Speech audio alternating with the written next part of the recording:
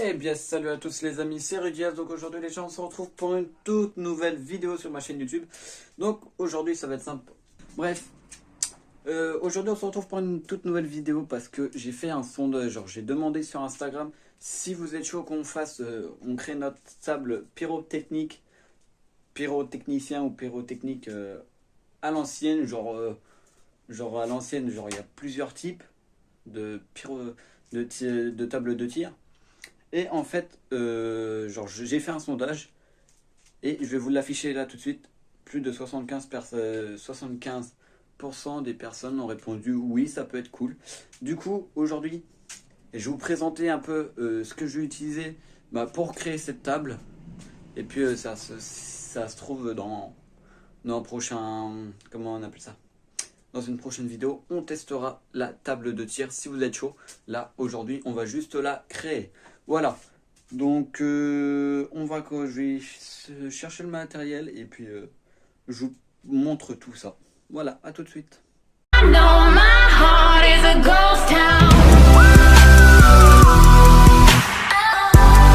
Bon, du coup, les amis, pour faire cette table, en fait, la table que je vais créer, la table pyrotechnicien, appelez ça comme vous voulez, genre la table de tir, donc elle va s'appeler la planche à clous. J'en ai vu des vidéos où franchement ça devait être pas mal et moi j'aimerais bien en avoir une. Du coup, c'est pour ça aujourd'hui, genre j'ai décidé de la faire et bah pourquoi pas la partager aussi avec vous. Donc voilà. Donc alors, il vous faudra une planche de bois. Donc voilà, donc moi la planche, il y a des punaises. Voilà, genre elle est pas terrible. Genre c'est pour ça, genre genre elle est grande, du coup je vais la couper un peu en longueur et puis après en largeur on va la laisser telle qu'elle est. Il vous faudra aussi un mètre, un crayon, ouais crayon, hein. Là il fait un peu la tête, un marteau et des clous. La planche à clous, voilà vous avez compris. Donc là je vais poncer un peu la planche, je vais la couper, je vais la poncer, histoire de faire un truc propre. Et on se retrouve après pour la suite des étapes, hein. À tout de suite.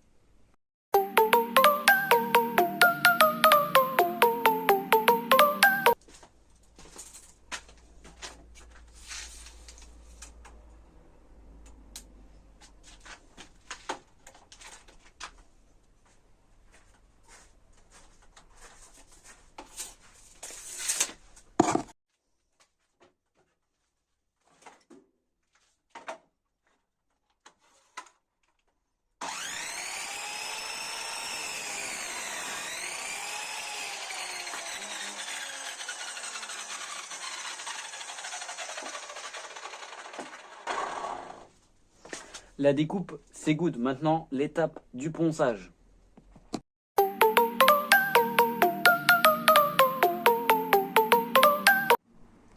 Alors là, en fait, la deuxième étape, au lieu d'utiliser la ponceuse, de poncer à la main, genre d'abord, je vais mettre un coup de rabot, de raboteuse. Genre ça, là. Voilà. Genre en dessous, il y a une lame avec des dents, quoi. Et vous voyez la différence? Genre. Du coup, genre là, après, genre, je vais finir là. Et après, genre, je vais poncer. Et après, on va pouvoir commencer à mettre les clous sur sur notre planche. Voilà. Donc voilà, donc après avoir mis un coup de rabot, genre vous voyez, c'est déjà un peu plus propre que l'autre côté. L'autre côté, je le fais pas parce que ça sert un peu à rien. Parce que le plus important, c'est la surface. Donc je vais mettre mes clous avec... voilà quoi. Du coup, la prochaine étape, la troisième étape, je vais mettre un coup de ponceuse. Enfin, ponceuse, j'ai pris la meuleuse ou la disqueuse, appelez ça comme vous voulez, pour y mettre un coup, voilà, avec un disque à poncer, et puis voilà. Après, on verra ce que ça donne. Là, ça accroche un peu, il y a certains endroits où ça accroche un peu, surtout au niveau de là. Mais peut-être avec le disque à poncer, ça va partir. Voilà, et après, on va se retrouver pour la quatrième étape. À tout de suite.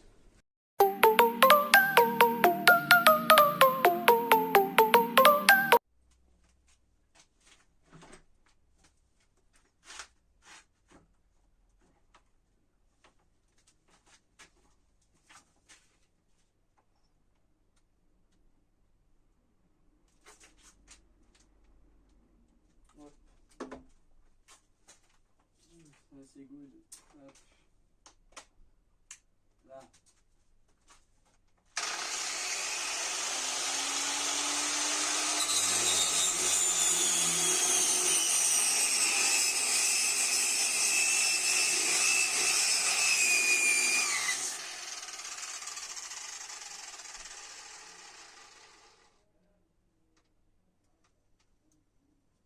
Oh si, c'est bon, il est bien mis.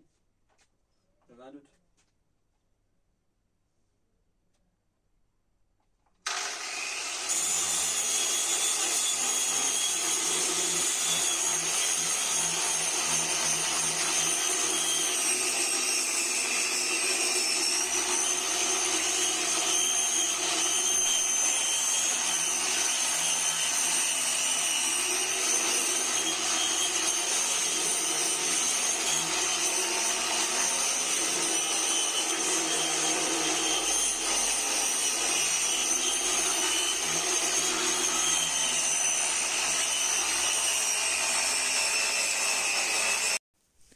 Bon les amis, en fait là je suis en train de faire le montage et je viens de remarquer un truc, je sais pas si vous l'avez remarqué, mais après je vais vous mettre un replay plusieurs fois. Mais j'ai vu genre ma caméra se décaler tout seul sur la gauche. J'ai peur qu'il y a des esprits dans mon atelier, donc voilà. Donc je vous mets le replay et puis j'espère qu'il n'y a pas d'esprit chez moi. Voilà. Bon visionnage.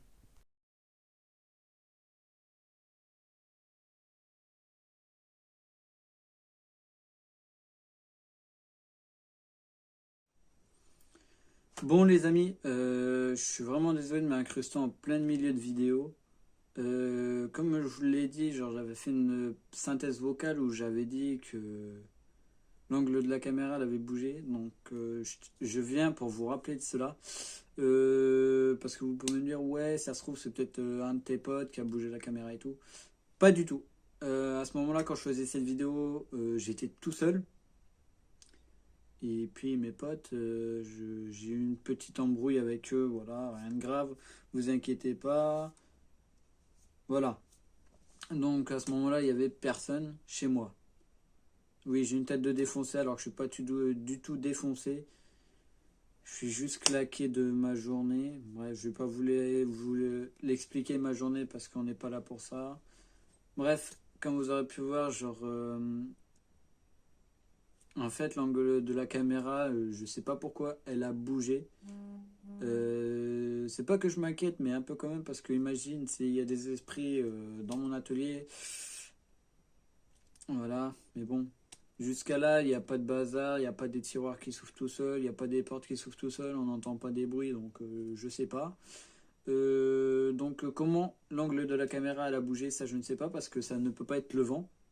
Parce que en sachant qu'à ce moment-là il faisait 28 degrés et il n'y a aucun passage pour que le vent y passe. Donc je ne sais pas comment c'est-il possible que l'angle de la caméra s'est orienté un tout petit peu. Bref, si dans les vidéos à suivre que je ferai dans mon atelier, enfin si je viens à refaire des vidéos dans mon atelier, il se repasse des trucs chelous, je pense que j'achèterai un K2 et puis on fera une vidéo toute la nuit là-bas et puis on parlera aux esprits s'il y en a ou on essayera de capturer un esprit. Hein. Voilà, à un moment il faut porter ses coronesses et puis de rentrer dans le tas quoi. Voilà. Bref, sur ce les amis, moi je vous laisse avec la suite de la vidéo parce qu'on n'est pas là pour parler de ce qui s'est passé, mais là quand je vois ça, ça me choque, hein. Enfin c'est pas que ça me choque, mais ça me fait bizarre de voir l'orientation de ma caméra, enfin l'angle de la caméra s'orienter, alors que je ne sais pas comment fait-il possible, ou, bref, vous m'avez compris. Bref, voilà. Sur ce les amis, bon visionnage à tous, et puis j'essaierai de reprendre les vidéos régulièrement. Bon visionnage.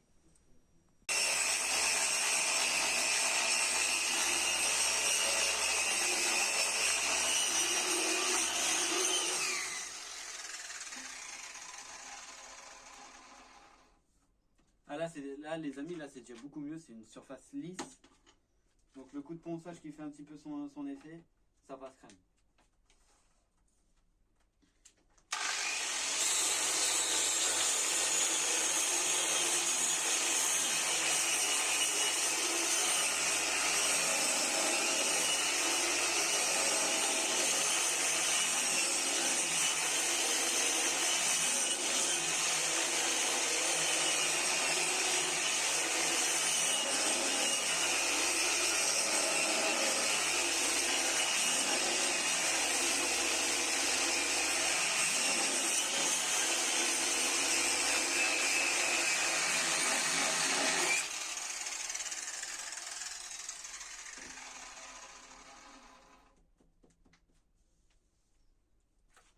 là, la surface, elle est lisse, mais quand je vous dis lisse, elle est lisse, quoi.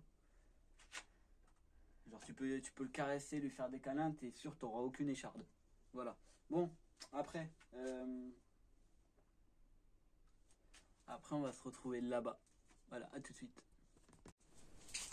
Donc là, les amis, pour la 4e étape, alors, on va commencer par les clous. Donc ici, voilà, vous avez des clous. Donc je vais vous faire un exemple. Je sais pas, moi, par exemple, on va commencer à 4 cm du rebord de votre planche. Donc moi, ça me fait là. Hop. Ça me fait ici, voilà. 4 cm. On va mettre le premier clou. Hop. Voilà. Donc, pas besoin de les enfoncer à fond, hein. Et si possible, des clous non rouillés. Parce que si on prend des clous rouillés, je sais pas ce que ça peut faire. Donc voilà, donc hop.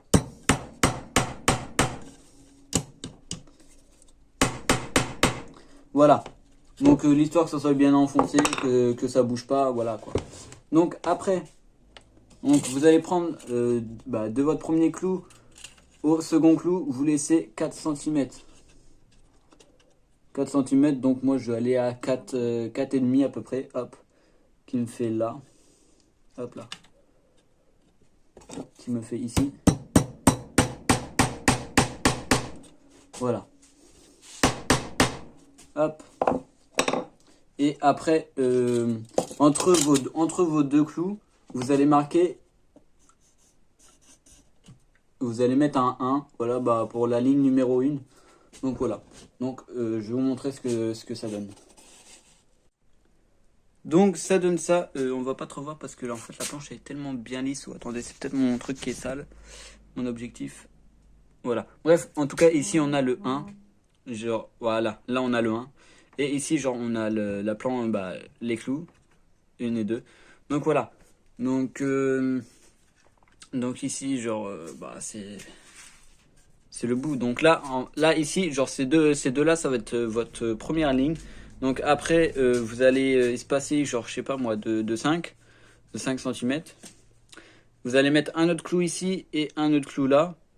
Et puis vous marquez ligne 2. Voilà. Donc on se retrouve jusqu'à temps que j'ai fait ça met 5 lignes. Voilà.